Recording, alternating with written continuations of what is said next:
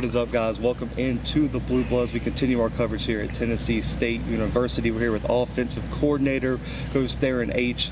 Coach Aych, the first question has to be, man, how do you feel about spring? You guys are wrapping up tomorrow for the spring game. How do you feel about the offense so far? I'll tell you what, we've been healthy so far, which is one of my number one goals. So tell the guys all the time, making it through spring, getting our work done, obviously developing our physicality are some of the things that we want to check off our list this spring. But at the same time, we need everybody on hand when we get ready to go to Notre Dame. So I'm just, again, looking forward to a great scrimmage tomorrow. Defense has done a fantastic job, getting their work in, protecting our players. So just looking forward to wrapping it up with some fun.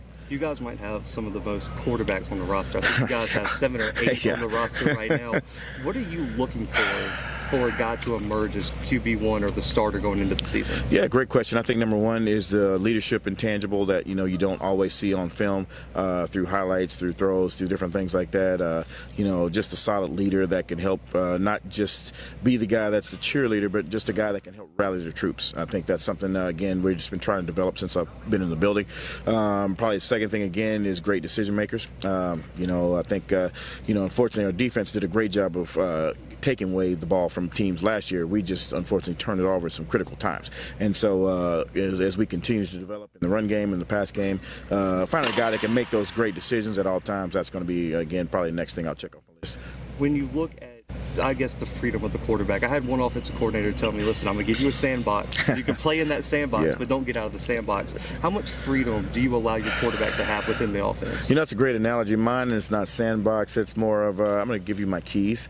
I just expect my car to look better than it was when I gave it to you. So fill it up, make sure it's vacuumed, and, won't have a problem. I'll let you drive it again. So that's kind of an analogy I like to use a lot of times. So those guys have, again, especially the second-year guys, they know they've got complete autonomy to do whatever they need to do. Obviously, I try to give them a guide. Is kind of my coaching style. So, I present them with a menu on each play based on tendencies, whatever we figure out, whether it be our defense or an opponent during the play call. And again, they've got to put us in a better play. And that's something that we're trying to take more steps towards this year that we didn't even do consistently last season as well. The offense is so unique because there's so many positions that require so much chemistry, quarterback to wide receiver, offensive line especially. You've got to have chemistry for those 5 guys. Absolutely. How do you balance bringing in transfers and keeping the group the same? And if you do bring in a lot of transfers, how do you build that chemistry in the offseason? I think the biggest thing with the transfers, and I learned this from some of the great head coaches I've been fortunate enough to work for besides Coach George, and just trying to get those guys here in the mid-year. So we brought in, I think it was 7 mid-year transfers on offense, and so trying to get those guys here in the offseason so they just get adapted a little bit faster, get acclimated to the school, to the city, to the program, workouts with Coach Sopp. So all those things matter when it comes down to it, especially for transfer guys. And so that's something we really try to do this spring, hone in on accountability, team building activities, just community service, everything. Just make it the full gamut. Football is an hour and a half, 2 hours of their day. So the other 22, that's where that chemistry then starts to play in a factor. So that's what we've been trying to do, is really get those guys together and help us grow as a team. Next thing is your time at Arizona. What was your biggest learning experience there? I mean, you were the tight ends coach, but you worked with some great coaches, some coaches that people would recognize immediately. Absolutely. What was your learning experience there? Oh, gosh, it's so vast because, again, you got I was fortunate enough to work for 2 head coaches at Arizona. I mean, Rich Rodriguez, obviously a great offensive mind, great play caller.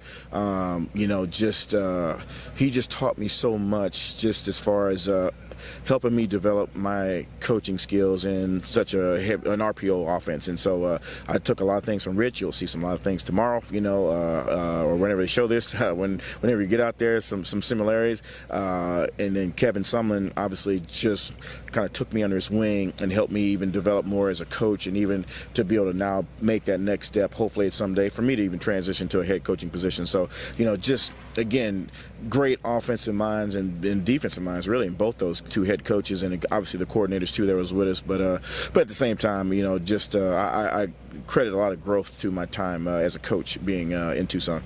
You hear a lot of NFL coaches nowadays speak about how they don't feel like college offenses prepare players for the next level. Do you feel like that's do you feel like that's an unfair comparison? Absolutely. I've heard that for years, and again, like I said, just comparing to the offenses that I've been in, I mean, technically we're still a pro-style system. I just took it and expanded it, and I just wanted to be more tempo. I wanted to be more quarterback friendly. I didn't want to be the robot. We don't have headsets with earbuds and somebody telling them what to do every play. They've got to make those decisions themselves. So I have to train those guys during the week, during the off season, and all those things. So now they can start to see what we see as coaches, so they can make those decisions.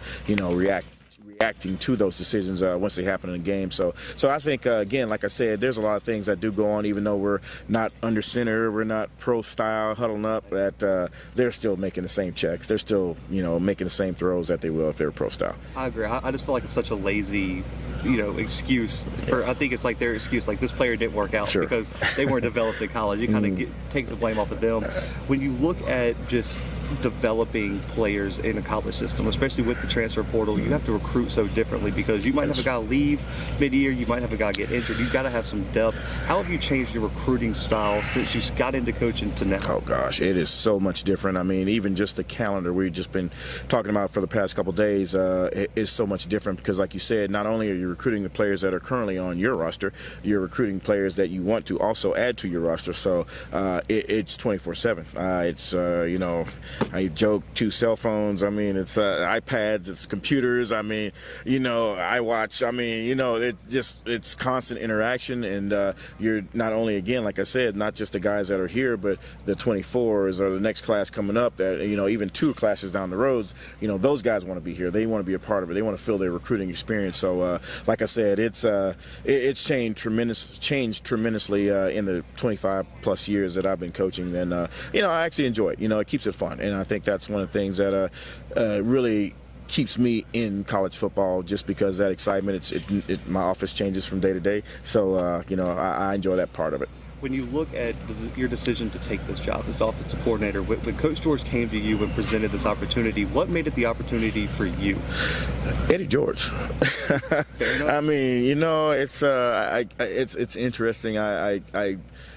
I kept track of him in my last season at UTEP, but I didn't know Eddie personally. I didn't expect that he would ever reach out, and once I got him on the phone, Jeff Fisher, got a chance to meet with the guys on the staff. I mean, it's like, what? It's a no-brainer. I mean, honestly, I really hadn't spent much time in Nashville, again, I just, once I heard their vision, once I heard his plan, what he wants to do, where the program was, I mean, again, most guys don't walk away from FBS jobs, but I couldn't help this one. This was just one of those I just couldn't pass up, and I'm glad I'm here. You came from Group of 5, Power 5 programs. What is different in terms of coaching at HBCU? And does it mean a little bit more to you, man, to be at HBCU and developing these guys and earning that opportunity at the next level? I was talking to Kevon, Tennessee State top 10 in FCS all-time in draft picks. What would it mean to you to reestablish that NFL pipeline? That's been something we've worked towards since I walked in the building. Again, obviously the type of players that we were trying to recruit, the character, the quality to live up to, the Richard Dents to, the Ed Too Tall Jones is a guy. I mean, I'm going to leave, several out on that list, obviously, of 122 players. So again, for whoever's watching, forgive me, but at the same time, for us trying to recruit those guys and show them that pathway has been already established here, that's probably been the thing that I would say that's been a focus for me personally, and obviously for the rest of the coaching staff. And again, probably to answer the original question, I guess, more or less, it's been a personal challenge for me because, I grew up in a different city that had an HBCU and an SEC school in the same city. And, I spent a lot of time on that campus as a high school player, even though I didn't attend an HBCU for college. Just, again, the history, the tradition, the pageantry, it's always been a part of my DNA, so when I had a chance to plug into Tennessee State, obviously, it was, again, it just made it easy. Right. And then the final question, Coach, your expectations expectations for your offense this year? You guys are loaded at multiple positions. Lots of running backs returning. You got some offensive line help coming in. Wide receiver's been a strong point from what I'm hearing. Yes. What's your expectations for this team this year? You know, number one, just like I tell those guys all the time, we got to play smart. We got to play fast. You know, and obviously the physicality is going to naturally be a part of what we do every day. So, you know, I think that's some things that, again, that we transition from year one to year two.